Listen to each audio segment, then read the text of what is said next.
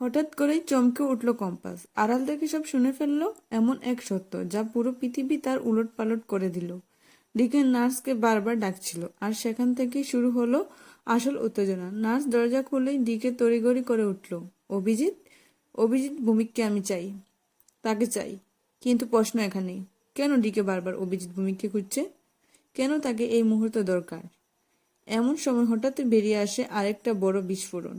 Decay নিজের পরিচয় জানিয়ে বলে, আমার নাম ডিকে, এবং এর পরের কথাটা সবকিছু মূল ঘুরিয়ে দেয়। কারণ কম্পাস শুনতে পায় এমন এক সত্য যা সারা জীবনের প্রশ্নের মুখে ফেলে দেয়। সে বুঝতে পারে ডিকের কোনো সাধারণ মানুষ নয়, বরং তার জীবনের সঙ্গে অদ্ভুত এক সূত্রে জড়িয়ে থাকা এক ব্যক্তিত্ব। এবং তার সবশেষে কম্পাস বুঝতে পারে যে তার মানে আমি ডিকের সন্তান। তখন তার ভেতরটা যেন এক মুহূর্ত ভেঙে চুরমার হয়ে যায়। এখন প্রশ্ন, এই সত্য জানার পর কম্পাস কি করবে? ডিকে কি সত্যি তার বাবা, নাকি এর পেছনে রয়েছে আরো বড় ষড়যন্ত্র? তোমার মতে সত্যটা কি হতে পারে? কমেন্টে জানাও। ভিডিওটি ভালো লাগলে অবশ্যই একটি লাইক দাও এবং আমার চ্যানেলটিকে সাবস্ক্রাইব করে পাশে থাকো। ধন্যবাদ সবাইকে। দেখা হবে পরবর্তী পর্বে আবার।